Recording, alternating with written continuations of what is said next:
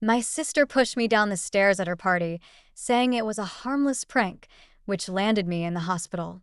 Now my parents are threatening to disinherit me if I press charges. I, 28F, am currently 4 months pregnant. My husband, Newton, and I have been trying to conceive for the past 2 years. I'll be honest, there were moments when we almost lost hope.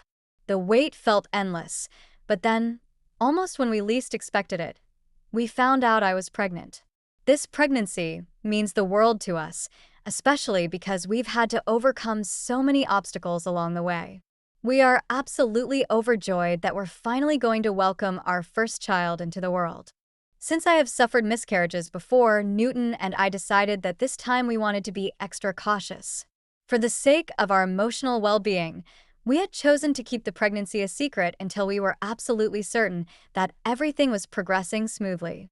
We wanted to protect ourselves from the added heartache of having to publicly grieve if, for any reason, we lost this pregnancy too. So, as of last week, neither my parents nor my younger sister Elle knew that I was pregnant. It felt strange at times keeping them in the dark, but at the same time, I just needed the space to process everything. My family has always been the type to celebrate everything, from big milestones to even the smallest of victories. Honestly, I love that about them. It makes every occasion feel extra special, and we've built so many happy memories together over the years. However, for the past 4 months, I've been a bit distant when it comes to attending family events. I just needed more time for myself, especially with the pregnancy being such an emotional journey. Last week, though, my younger sister Elle got promoted at work, and she was beyond excited. Elle was supposed to have her dream wedding last year, but everything fell apart at the last moment. The night before the wedding, her ex cheated on her with one of his coworkers during his bachelor party. The next day, on the actual day of the wedding, the groom didn't even have the decency to show up and talk to Elle. Instead, one of his friends came to deliver the devastating news that he had decided to back out of the wedding entirely. Our entire family was shocked, and the whole situation was incredibly embarrassing. We had put so much into preparing for her big day, and it was supposed to be one of the happiest moments of her life. Elle was absolutely devastated, completely heartbroken. She had been so excited and full of hope for her future with this man, only to have it all shattered in such a cruel and public way. After that, Elle threw herself into her career. It was her way of coping, her way of staying busy and distracted from the hurt. She's always been ambitious and hardworking, but after the wedding fiasco, her dedication to her job reached a new level. So now that she got promoted, it was a huge milestone for her, both personally and professionally. That's why she wanted to throw a celebration to mark the occasion and practically begged me to come. She mentioned that she hadn't seen me in a while, and I could tell she really missed having me around. My parents were also encouraging me to show up, asking me repeatedly to attend, and telling me how much it would mean to her. I really didn't want to disappoint her, especially since I hadn't been present at the last few family gatherings. So I finally agreed. But the thing is, I didn't want to steal the spotlight from Elle on her big night by showing up visibly pregnant and having the focus shift away from her achievement. That was the last thing I wanted. I wanted her to have her moment, and I didn't want to take away any attention. But with the baby bump growing, it was getting harder and harder to hide. Still, I thought I could manage it for one night. I decided to wear a long, flowy dress that would help conceal my midsection, and I even went so far as to wear shapewear to minimize the bump as much as possible. I was determined to keep the focus on Elle and her promotion. When I showed up at Elle's party, everything seemed to be going according to plan. No one suspected a thing, and I breathed a little easier knowing that my efforts to hide my pregnancy were working. My mom did make a comment when she noticed that my face and arms looked a bit chubbier than usual, but I had already thought about how to handle situations like that. So I quickly joked back, saying I'd just been eating a lot lately. Honestly, I was relieved that they were more inclined to think I was just gaining weight rather than suspecting the truth about my pregnancy. That felt like the safer option for now. As the night went on, I realized just how out of place I was feeling. I'm not used to staying up late anymore, and the party seemed to be going on forever. My husband, Newton, came straight from work to the party and was having a good time. He did keep checking in on me from time to time, making sure I was okay, which I appreciated. Meanwhile, Elle and the rest of my family were having the time of their lives. They were doing shots, dancing in the backyard, and just really enjoying themselves. It made me happy to see Elle so carefree and in high spirits, especially after everything she's been through. But I started feeling queasy, probably from all the oily food and the heat of the evening. I decided I needed to get away from the loud music and the energetic dancing, so I slipped inside the house and found a quiet spot on the couch. All I really wanted at that point was to go back home, put my feet up, maybe give myself a leg massage, crawl into bed, and read a bit on my Kindle. I closed my eyes for just a second, hoping to rest and gather myself. That's when my Aunt Mia sat down next to me and startled me awake. I hadn't even realized I'd dozed off. She offered me a glass of wine, but I shook my head without giving any explanation. She then commented on how my face was practically glowing all evening and said I looked like I was pregnant. I froze, not knowing how to react. I tried to laugh it off, feeling awkward and avoiding eye contact, but Aunt Mia is no fool.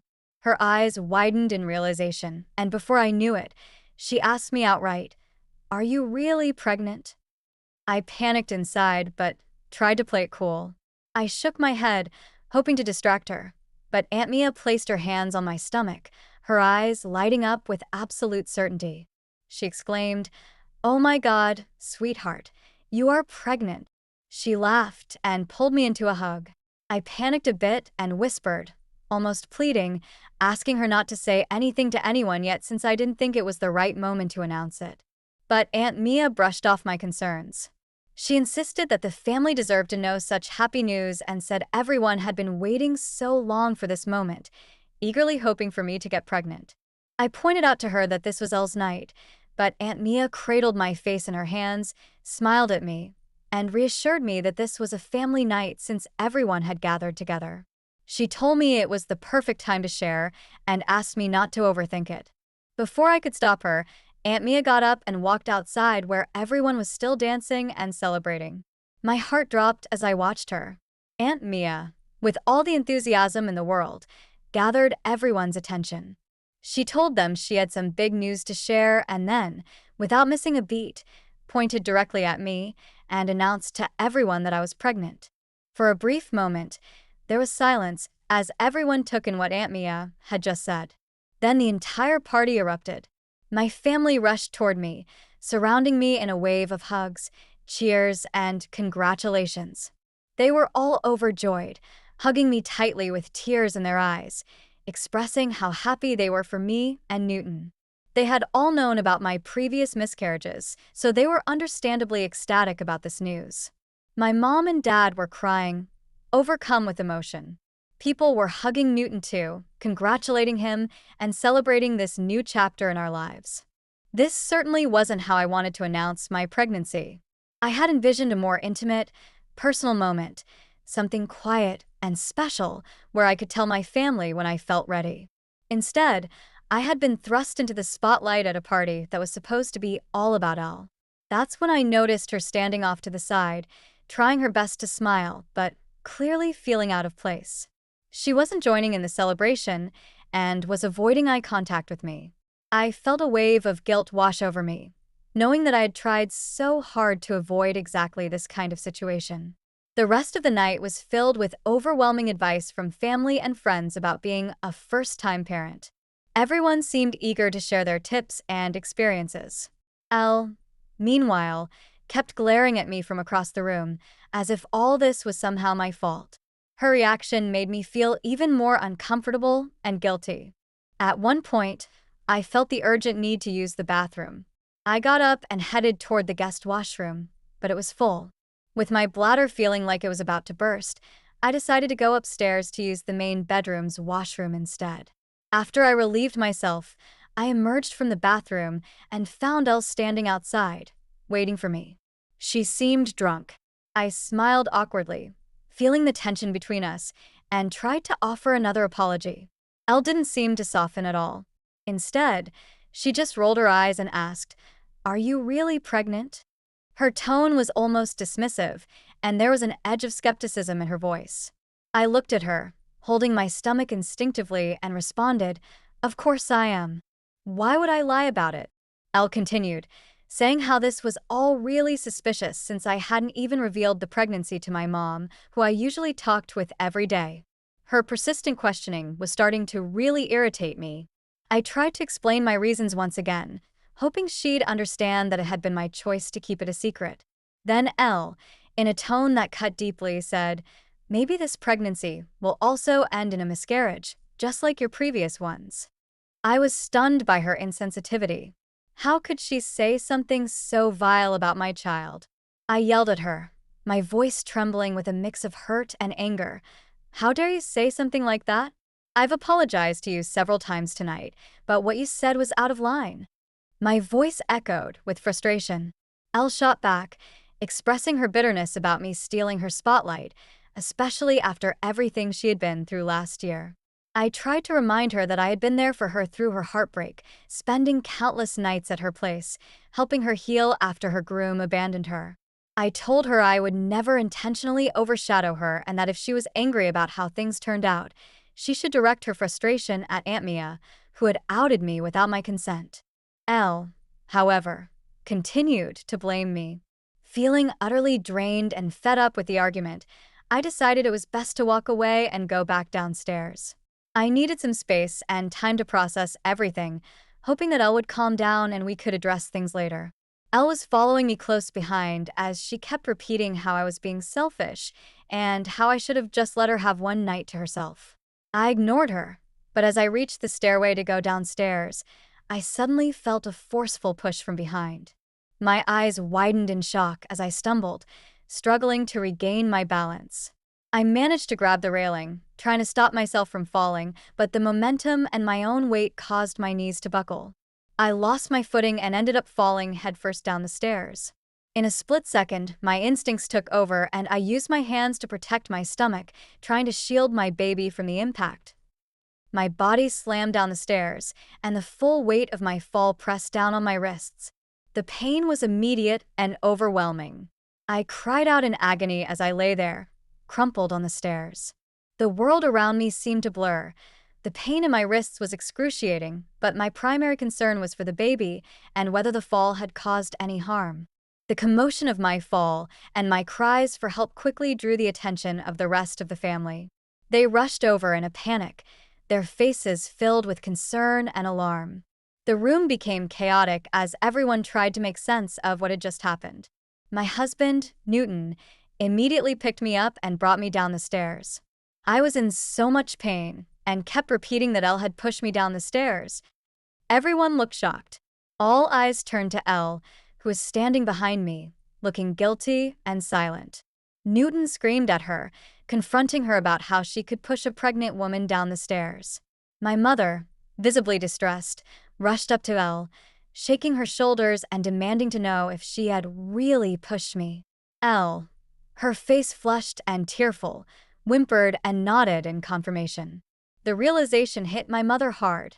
Elle then began to cry uncontrollably, holding on to my mother, saying she was drunk and didn't know what she was doing. I was starting to lose consciousness, the pain and shock overwhelming me. Through the haze, I heard Newton urgently calling 911, requesting an ambulance. My vision was blurring, and I could barely make out the concerned faces around me. Everything after that was a blur of sirens, confusion, and frantic activity. When I finally came to, I found myself in a hospital room. Newton was asleep in a chair beside my bed, looking exhausted. I woke him gently, asking for some water as my throat was dry and parched. As he helped me sip the water, I asked him what had happened after the fall. He recounted how I had lost consciousness due to the pain and how the fracture in my wrist had required immediate medical attention. The doctors had placed me in a cast, and I would need to wear it for the next 4 to 6 weeks while the bone healed. My next question was about the baby. Newton reassured me that the doctors had checked and that our child was safe, which brought a wave of relief. I was glad to know that our baby was going to be okay. Newton then filled me in on the chaos that had unfolded after the accident. The family was apparently furious with Elle and had even tried to get her arrested. However, because I was unconscious, the police had only been able to take statements from the witnesses, and they still needed my official statement to press any charges. Newton took my hands as he stressed how important it was for me to set aside my love for my sister and to report her actions. He was firm, stating that there was no justification for her pushing me down the stairs, especially in my condition. I shook my head, still in disbelief. The idea that Elle could have done something so harmful was almost impossible for me to grasp. The pain in my wrist was physical, but the emotional pain of realizing that my own sister could have acted out in such a way was almost too much to bear. I told Newton that I wanted to speak to Elle first, as I wanted to understand what had driven her to act so destructively. I needed to hear from her directly, to get some explanation or at least an apology. Newton dialed her number and handed me his phone. When my sister answered, I asked her straightforwardly why she had done what she did. Elle sighed heavily, as if the words were difficult to get out, before finally opening up. Honestly, I'm just so tired of you always being the center of attention in our family, she said, her voice laced with resentment. You have a husband now. You're pregnant. You get to have everything in your life. But last night was supposed to be my night, only mine. Yet, as usual, you showed up with your pregnancy announcement and hogged all the attention. She paused for a moment before continuing, her tone shifting defensively. And pushing you down the stairs. That was just a harmless prank. I didn't even think you were really pregnant at first. I didn't mean for it to be such a big deal. Her words were shocking and hurtful. I couldn't believe that she had decided to push me down the stairs, essentially endangering my life, just because she didn't want to believe me. Before I could react, Elle continued, I've been through a lot with my failed engagement, and for you to just show up and rub your happiness in my face was just too much.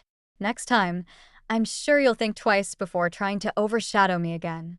My mother, who had been listening on the other end, took the phone from Elle and asked me how I was doing. I hadn't realized my parents were still there with her. I told her that my baby and I were doing fine, but that I had fractured my wrist. My mom sighed heavily and said, We've been staying with Elle since the incident. She's been crying nonstop. She feels terrible about what happened. I was taken aback by her words. She's been crying? I scoffed. Mom, she pushed me down the stairs. I could have lost my baby. And she hasn't even apologized to me. Are you seriously defending her? My mom tried to explain. She was drunk, and she's been struggling mentally. You know, she's had a hard time since the wedding debacle last year. This was a mistake, not something malicious. She's your sister. You need to forgive her. Her words sent a wave of anger through me. A mistake? I said, my voice rising. She pushed me down the stairs, Mom. She deliberately endangered me and my baby. A mistake is spilling a drink, not assaulting someone. My mom tried to calm me down, saying, We're family. You don't press charges against family. It will ruin her life, and she's already dealing with so much. I shook my head in disbelief. You're asking me to prioritize her feelings over my safety? Over my child's safety? If she wasn't my sister, you'd be screaming for justice. This is beyond unacceptable. My mom's tone shifted, becoming firmer. You need to think about the bigger picture. If you go through with pressing charges, it will destroy your relationship with us, too. Your father and I have agreed that if you pursue this, we'll have no choice but to disinherit you. Family comes first. Her threat left me speechless. I realized then that my parents were never going to hold Elle accountable for her actions. They were more concerned about maintaining the family's image than about what had actually happened to me. I ended the call abruptly, feeling both furious and heartbroken. Later that day, with Newton's support, I gave my official statement to the police. My husband reminded me that this wasn't just about me. It was about protecting our child from future harm. If Elle was capable of pushing me down the stairs now, what would stop her from doing something worse in the future? A few days later, Elle was arrested. The news spread quickly through our family. My parents were livid, calling and texting me nonstop, begging me to drop the charges. Newton and I silenced our phones, unwilling to deal with their manipulation. It's been a few weeks since Elle's arrest. She's out on bail, and my parents have been trying to rally family members to pressure me into dropping the charges. Thankfully, Most of our extended family sees the situation for what it is and has been supportive of me. They agree that Elle's actions were dangerous and inexcusable. Newton and I are also in the process of filing for a restraining order against Elle. While my parents are furious about this, I can't take any chances. The safety of my baby comes first. Elle's case went to court last month. Her lawyer, whom my parents fully funded, argued that she was drunk and acted out of character. While I was nervous about the outcome, the evidence was clear. Multiple witnesses had seen her push me, and her lack of remorse didn't help her case. The judge sentenced Elle to probation, mandatory counseling, and community service. Additionally, she was ordered to pay for my medical bills. While the punishment feels light given what she did, I'm relieved that there's now a legal record of her actions. My parents, however, are angrier than ever. They blame me for ruining Elle's life and have doubled down on their threats to disinherit me. At this point, I've come to terms with the fact that my relationship with them is irreparably damaged. It hurts, but I have to protect myself and my family. 5 months have passed since the trial. I recently gave birth to a healthy baby boy. Newton and I couldn't be happier, and we've been soaking up every moment with our little one. We've also installed cameras around our home as an added precaution, though we haven't heard from Elle or my parents since the court proceedings. Last night, however, there was an unexpected knock at the door. When I opened it, I was shocked to see my mother standing on the porch, holding a basket of baby gifts. She greeted me with a bright smile, acting as though nothing had happened.